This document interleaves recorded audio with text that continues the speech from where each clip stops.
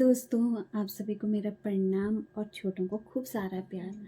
तो आज मैं वीडियो की शुरुआत कर रही हूँ शाम के 7:30 बजे से, क्योंकि आजकल वीडियो बनाने का मन तो है नहीं। क्योंकि आप बोल रहे होंगे रोज़ घिसी पिटी वही चीज़ें दिखाती है, पहाड़, नदी, गोपेश्वर। तो आप बोल रहे होंगे रोज़ वही चीज़ें दिखाती है, तो लाइक कमेंट सब्सक्राइब भी क्या करें। तो आज मैं आपको कुछ अलग चीज़ दिखाऊंगी जो मैंने खुद महसूस की है और मैंने देखा भी है। तो मैं आज गई थी अक्षित नाटिका में। तो पहले तो मैं अपने मकान मालिक का धन्यवाद करूंगी कि वो मुझे ऐसी जगह पे ले गए जहां मैं बहुत मोटिवेट हो गई, इन चीज़ों से सीखने की इच्छुक हो गई। तो मुझे बहुत अच्छा लगा। इस नाटक के माध्यम से आपको भी मैं ये जानकारी देना चाहूँगी। तो आप पहले मेरा ये नाटक देखिए कि जहाँ मैं गई थी मैंने बहुत चीज़ें सीखी, तो शायद आप भी सीख सकते हो। तो प्लीज़ अगर आपको वीडियो बहुत अच्छी लगे तो आप प्लीज़ शेयर करें। मैं चाहती हूँ कि आप इस वीडियो को अपने फ़ोनों से शेयर करें। तो मैं आपको पहले ये नाटक दिखाऊंगी और अगर आपको पसंद आए तो प्लीज़ आप अपने परिवार, अपने बच्चों को ज़रूर दिखाएं इस वीडियो को। इस वीडियो के माध्यम से मतलब मैं ये नहीं कहना चाहूँगी जो मैं ये वीडियो बना रही हूँ ये सिर्फ मेरे लिए है, ये सिर्फ मेरे लिए नहीं पूरे समाज के लिए है।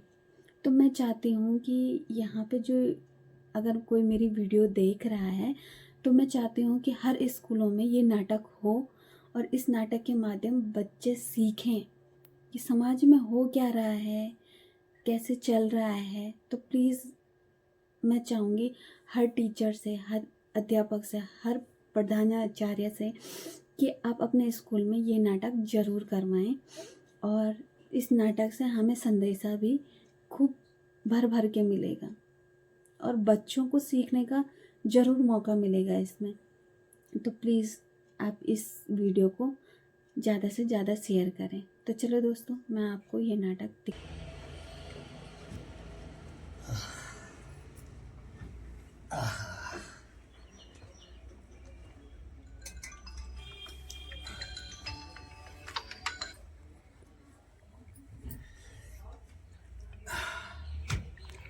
आइडिया नहीं आ रहा है क्या लिखूं।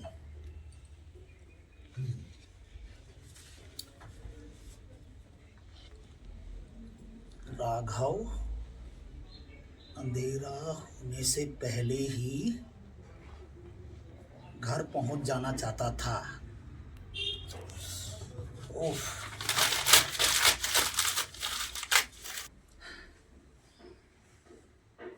अब थोड़ा दिमाग काम कर रहा है। कोई डिस्टर्ब ना हो बीच में बस।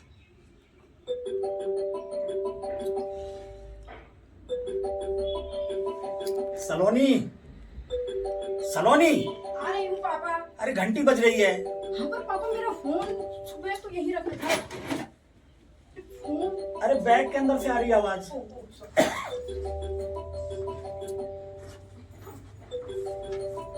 डिस्टर्ब हो जाता हूँ मैं। सॉरी पापा। बड़ी मुश्किल से आइडिया दिमाग में आया था।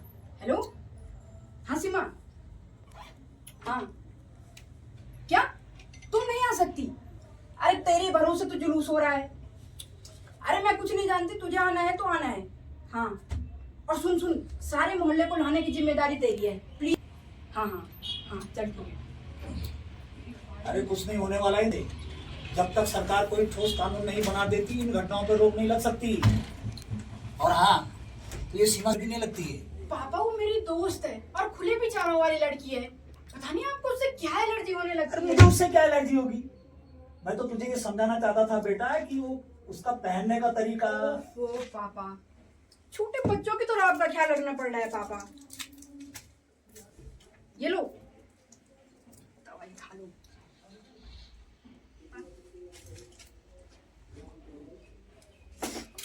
अरे ठीक है, गैस की दवाई है ये। अब दवाई नहीं भी खाऊंगा तो चल जाएगा। अब मैं बिल्कुल ठीक हूँ। क्या खाक ठीक हो? अभी से 70 साल के बूढ़े लग रहे हो। आंखें गड्ढे में चली गई और गाल पिचक गए हैं आपके। कभी आईना देखा है? जनार्दन अंकल आपसे यंग लगते हैं पापा। अरे ठीक है ठीक है। छोटा रियली? हाँ, और मैं अगर अभी मेकअप करूंगा और थोड़ा बाल थोड़ा काले करूंगा बेटा, काला चश्मा पहनूंगा, हैट पहनूंगा, तो पूरा हीरो लगूंगा, हीरो। हाँ पापा। हैं? और अब तो ये दादी अम्मा बनना छोड़ दे, भूल जाता हूँ कभी कभी। कभी कभी नहीं पापा, ये आपका रोज का ड्रामा हो गया है।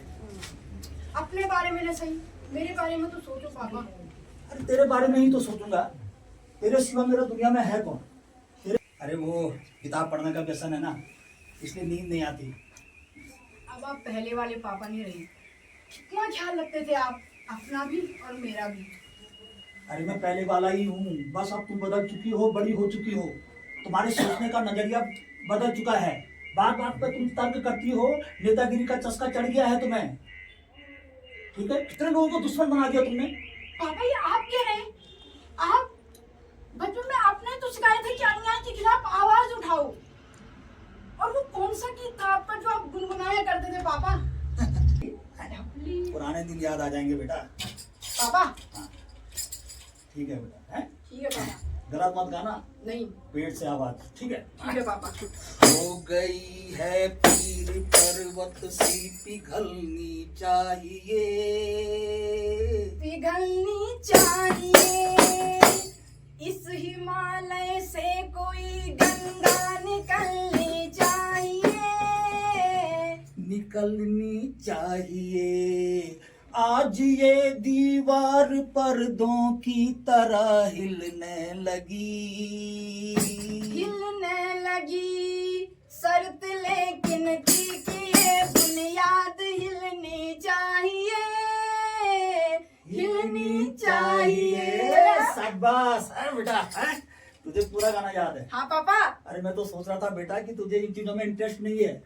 पापा मुझे वे सारे जनवादी गीत याद हैं जो आप गुनगुनाया करते थे। अच्छा, और आपके जनवादी गीतों को सुन सुन कर ही तो मैं बड़ी हुई हूँ। और पापा मैं जो भी हूँ, जैसे भी हूँ, आपको खुशखबरी देना ही भूल गई। खुशखबरी? हाँ पापा। अरे कौन सी खुशखबरी बेटा? पापा मैंने एक टेस्ट पास किया है और कुछ ही दिनों में उसका कॉल लेटर आ जाएगा। हो सकता है आज या कल में आ जाए पापा। शाबाश बेटा, थैंक यू शाबाश। पापा, है? मुझे पता था आप बहुत खुश होंगे। बेटा तू कह रही थी कि तूने टेस्ट पास किया, तो उसके लिए तूने फॉर्म भी भरा होगा, यस पापा ऑफ कोर्स। फिर परीक्षा भी दी होगी। हाँ पापा ऑनलाइन परीक्षा तो दी थी मैंने। शाबाश बेटा शाबाश। हाँ, अपने बाप को बताना भी जरूरी नहीं समझा। अरे मुझे बता देती तो क्या मैं तुझे मना करता? पापा मैं आपको सरप्राइज देना चाहती थी। खैर मैं आपको खाना लगा देती। अरे नहीं नहीं, मुझे मन नहीं है बेटा। पापा आप मुझसे नाराज हो गए ना। आई एम रियली सॉरी पापा प्लीज। अरे मैं नाराज नहीं हूँ, मैं तुझसे कभी नाराज नहीं हो सकता बेटा। मैं तुझसे कभी नाराज हुआ है? हाँ। आप मेरी कसम खाइए कि आप मुझसे नाराज नहीं है। वो तेरी कसम, तुझसे नाराज नहीं हूँ मैं, बस। ठीक है पापा। अरे तू तो खा ले खाना बेटा। पापा मैंने पैक कर लिया है। अरे ठंडा खाना खाएगी फिर। पापा मुझे लेट हो जाएगी, आपने देखा नहीं अभी सीमा का फोन आया। बाय, और सुनो मेरा कॉल लेटर आएगा, प्लीज रिसीव कर देना प्लीज। अरे हाँ बाबा हाँ। ओहो, आज एक जिंदा लाश बनकर रह गया है। और जिस दिवाकर के अंदर उल्लास, चेतना, ऊर्जा, उत्साह मारा करती थी, वो दिवाकर बुज़दिल, नीरस और नकारात्मक हो गया है। Totally negative. परिस्थितियां और हालात इंसान को क्या से क्या बना देती है। देख रही हो सलोनी को, जुलूस का नेतृत्व करने जा रही है तुम्हारी बेटी। अरे मैं भी किया करता था कभी। नहीं, मैं नहीं चाहता कि सलोनी ऐसे आंदोलनों में जाए, उसका नेतृत्व करे।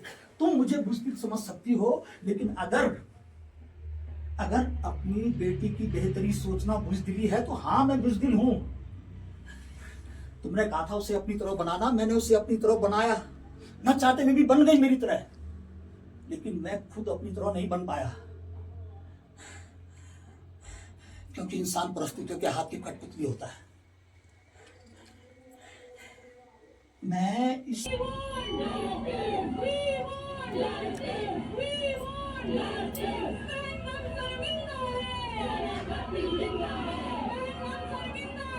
बाप रे, इतनी सारी भीड़ है और उससे ज्यादा पुलिस वाले हैं? ये जनार्दन तो कहीं दिखाई नहीं दे रहा है। ये कितना रिस्पॉन्सिबल पर्सन है, देखा तुमने? अरे कॉलेज लाइफ में भी ऐसा किया करता था वो। पहले आग लगा देनी है, लोगों को इकट्ठा कर देना है, पीछे भाग जाना है। तुम्हें मालूम है जब हम वो नाटक कर रहे थे राजा का बाजा, मेन रोल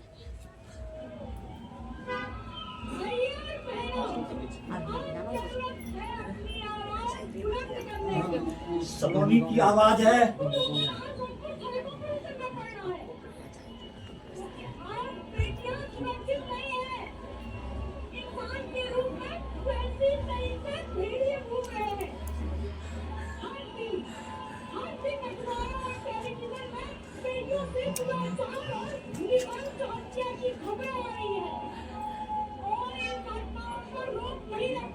अब ये लगाएंगे रोक।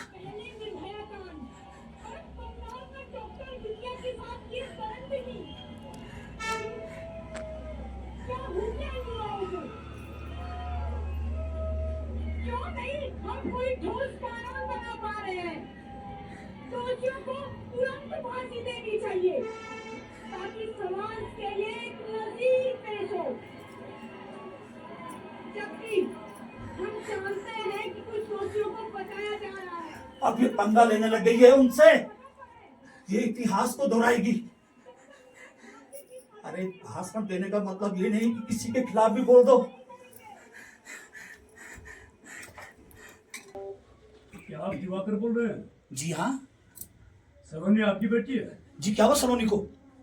अभी तो कुछ नहीं हुआ, अगर आपने उसे समझाया नहीं तो। देखिए आप मुझे धमका रहे हो। धमका नहीं रहा हूँ, समझा रहा हूँ कि आजकल लड़कियों को इतनी छूट देना ठीक नहीं है। अरे तुम कौन होते हो, मुझे क्या करना है क्या नहीं करना है?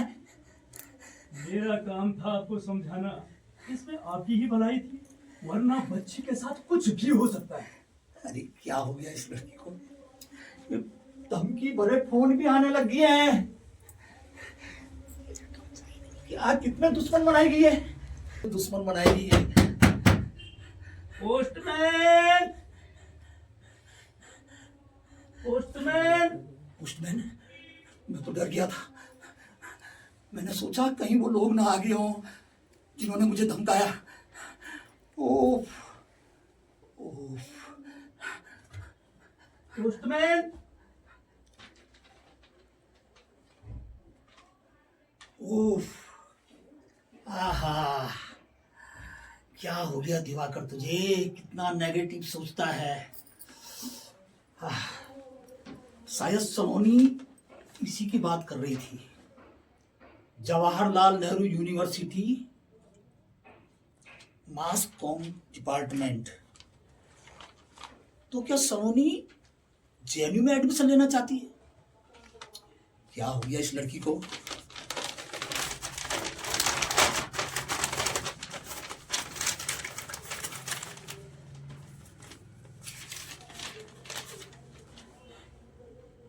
मेरा शक सही निकला। अरे क्या हो गया इस लड़की को? यहां उसने 50 दुश्मन बनाए हैं, वहां ना जाने कितने दुश्मन बनाएगी। 3 साल तुम्हें न्याय दिलाने के लिए चक्कर लगाता रहा कोर्ट कचहरी के, परंतु आज जब उसे पता चलेगा, इसी बात को सोच के मैं बहुत डिस्टर्ब हो जाता हूं। कभी जब उसे हकीकत पता चलेगी कि तुम्हारा एक्सीडेंट नहीं, तुम्हारे साथ दुराचार हुआ और तुम्हारी नृशंस हत्या की गई, तब न जाने क्या होगा। नहीं, मैं उससे अपने से दूर नहीं कर सकता। मैंने तुम्हें खोया है, अब मैं उसे नहीं खो सकता।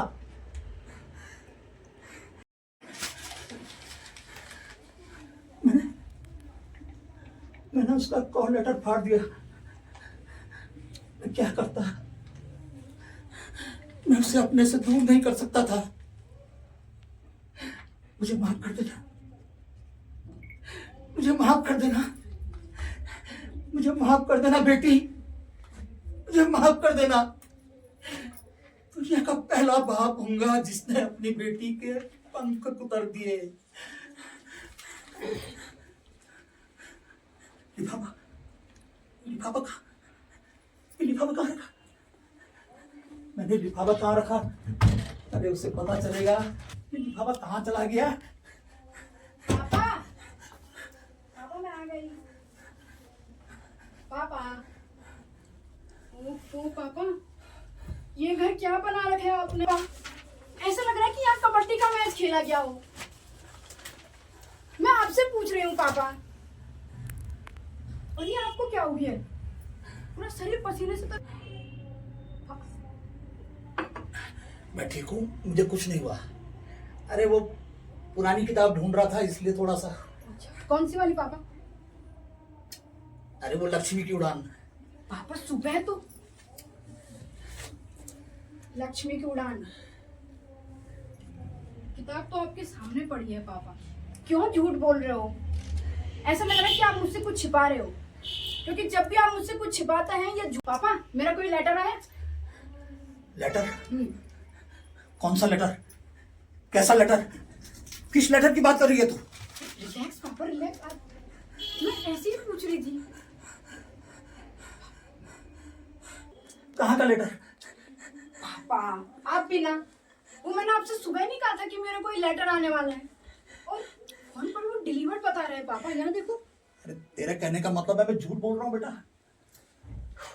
पापा मेरे कहने का वो मतलब नहीं था, शायद पोस्टमैन ने कहीं दूसरी जगह दे दिया होगा। मैं भी मालूम करती हूँ, एक मिनट। अरे कोई जरूरी नहीं है मालूम करने की। तुम्हें भी यहाँ से कहीं जाने की आवश्यकता नहीं है। क्या जेएनयू के अलावा कोई और यूनिवर्सिटी नहीं है यहाँ? हाँ पापा मुझे आपको कैसे पता कि मैं जेएनयू जा रही हूँ? वो तू बता रही थी ना बेटा कि तूने दिल्ली में जाके मास कॉम करना है, तो दिल्ली में जेएनयू से अच्छी जगह और क्या हो सकती है? आप मुझसे कुछ छिपा रहे हैं ना पापा, मुझे मालूम करना ही होगा।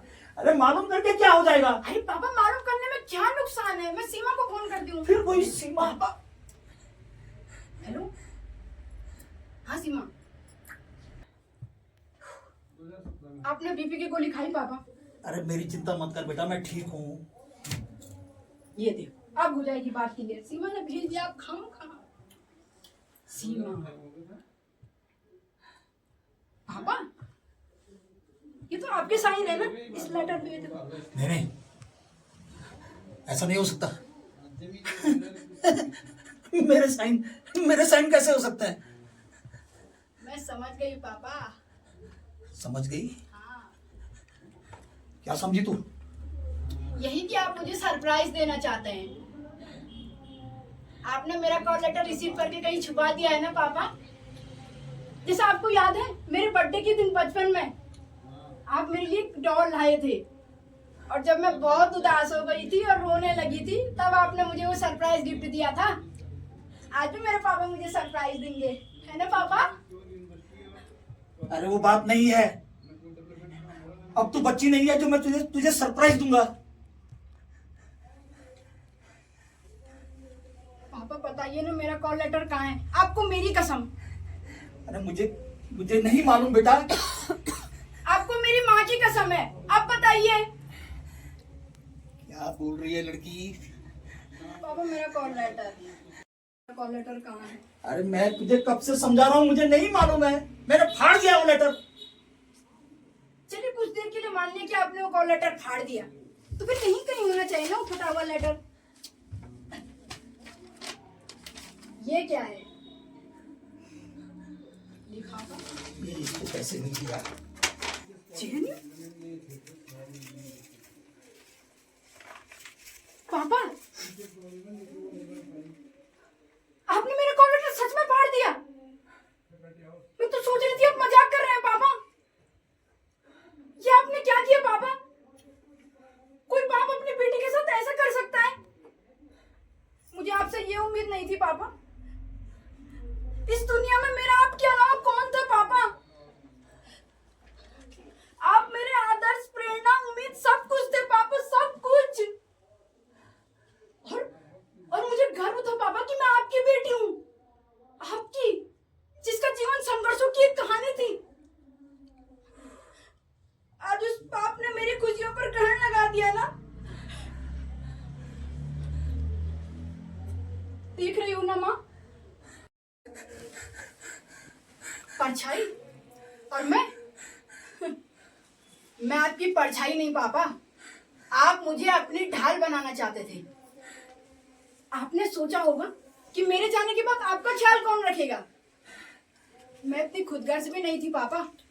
मैंने आपकी व्यवस्था जनार्दन अंकल के यहाँ कर दी थी और केवल 2 साल की ही तो बात थी, फिर मुझे वापस आपके पास ही तो आना था पापा।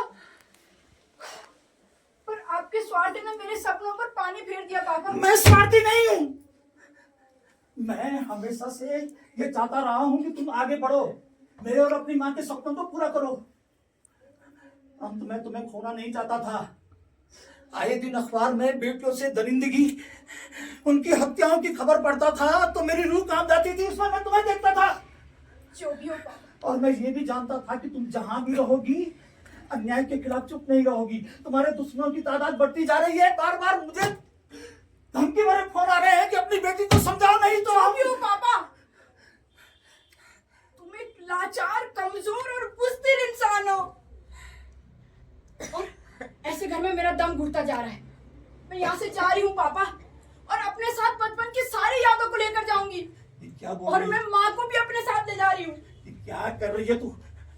पागल हो गई है? मेरी बचपन की एक एल्बम थी। क्या हो गया इसे? मेरी एल्बम हो सकता है इसमें। पापा उसमें मेरी एल्बम है पापा। मुझे यहाँ नहीं रहना। मेरी एल्बम नहीं। पापा, मुझे मेरी एल्बम चाहिए।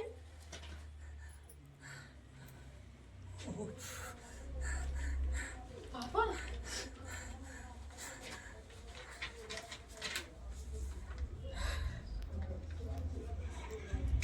पापा, ये तो मेरी माँ की फोटो है ना? तो वहां अंदर रख दे बेटा, वहां रख दे जहां से निकाली है। पापा, ये कैसी हालत हुई है मेरी माँ की? हाँ, ऐसा लग रहा है कि ना बेरहमी से पीटा गया हो। इतने सारे चोटों के निशान। पापा, मेरी माँ के साथ क्या हुआ था? उनके साथ इतना अत्याचार किसने किया पापा? बताइए ना, किसने किया? मैं तुम्हें नहीं बता सकता।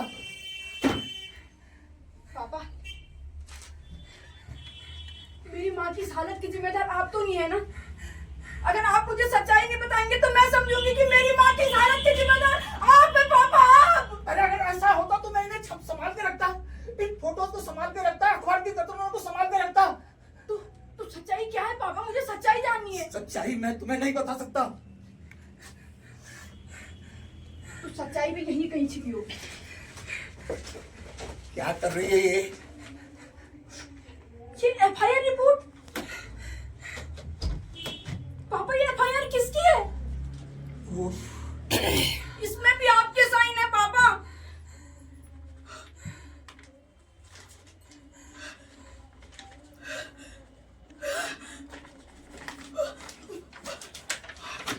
नहीं पापा, ये मेरी माँ नहीं है ना? ये आशा दूसरी है ना पापा? ये मेरी माँ नहीं हो सकती। पापा बोलिए ना।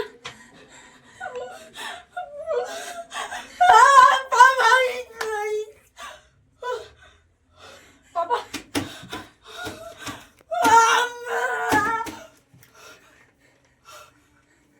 इतना बड़ा सच आपने मुझसे छुपा के रखा पापा। आपने उनको छोड़ दिया पापा। जितने दोषी वे लोग हैं ना पापा, उतने आप भी हैं। आप मेरी माँ के हत्यारे हैं पापा, हत्यारे हैं। और मैं इतने सालों से ऐसे घृणित व्यक्ति के साथ रह रही थी। अरे ऐसा मत कहो बेटी। जब ये हादसा हुआ तुम बहुत छोटी थी। अरे 3 साल तक तुम्हारी माँ को न्याय दिलाने के लिए लड़ता रहा। उन लोगों के धमकी भरे फोन आ रहे थे। तुम्हारी माँ बहुत डर गई थी, उसे हमारी चिंता सता रही थी। इसलिए उसने मुझे केस वापस लेने के लिए दबाव डाला, विवश किया, क्योंकि वो नहीं चाहती थी कि इसका असर तुम पर पड़े। 3 साल अस्पताल में जिंदगी और मौत से जूझती रही। उसकी रीढ़ की हड्डी टूट गई थी। मैंने उसे बचाने की पूरी कोशिश की, पर मैं बचा नहीं झूठ पाया। कह रहे हैं आप।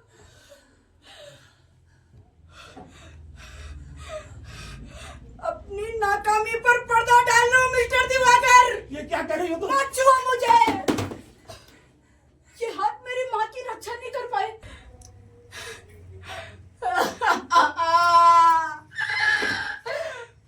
माँ,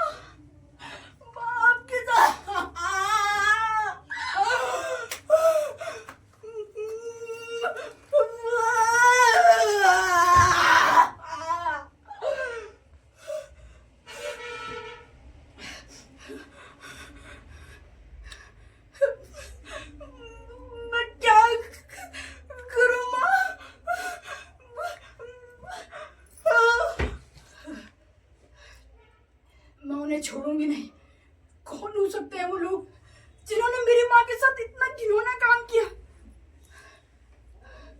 कुछ तो होगा, कुछ तो।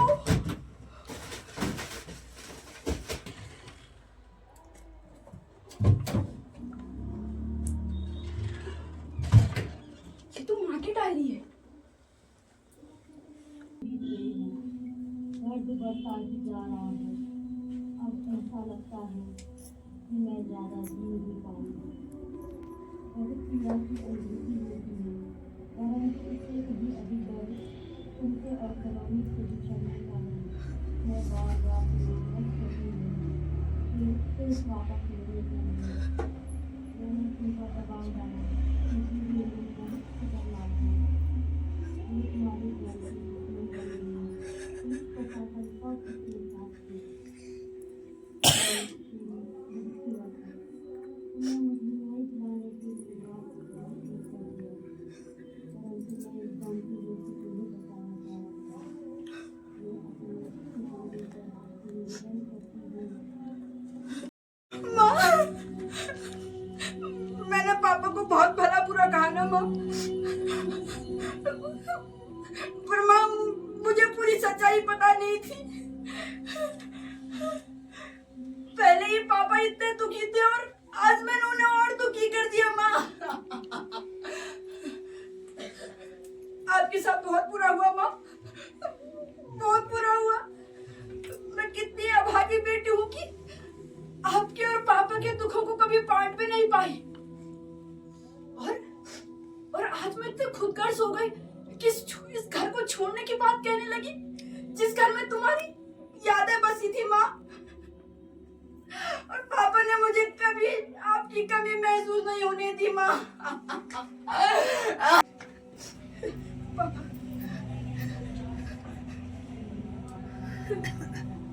पापा को फोन स्विच ऑफ आ रहा है। कहीं मुझे छोड़ के नहीं, वो मुझे छोड़ के नहीं जाते। वो मेरे से बहुत प्यार करते हैं मेरे पापा। मैं किसे फोन करूं? हाँ, जनार्दन अंकल। हेलो, हाँ अंकल, पापा आपके वहां हैं? Thank God. नहीं अंकल, मैं बिल्कुल ठीक हूँ। हाँ, आप बस मेरे पापा को भेज दीजिए। नहीं अंकल, आपको मेरी कसम, आप उनको अकेले भेजिए। हाँ ठीक है। माँ, पापा,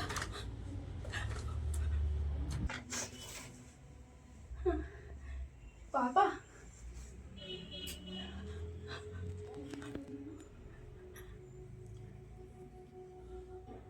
वो तुम्हारा एडमिशन हो जाएगा। मैंने नहीं, जनार्दन ने बात की थी, प्रिंसिपल मान गया है, फीस की व्यवस्था भी हो गई है। तुम अपनी तैयारी करो। अब मुझे इस घर को छोड़ के कहीं नहीं जाना पापा। अब मैं अपने पापा के साथ रहूंगी। और अपनी बेटी से हारकर चले गए पापा। अधिकार से अगर एक थप्पड़ मार देते तो मैं इतनी खुदगर्ज नहीं बनती ना पापा। पर नहीं, आपने तो मुझे सर आंखों पर बैठा रखा है ना। क्या ये है पापा? आप इस डायरी को पहचानते हो पापा?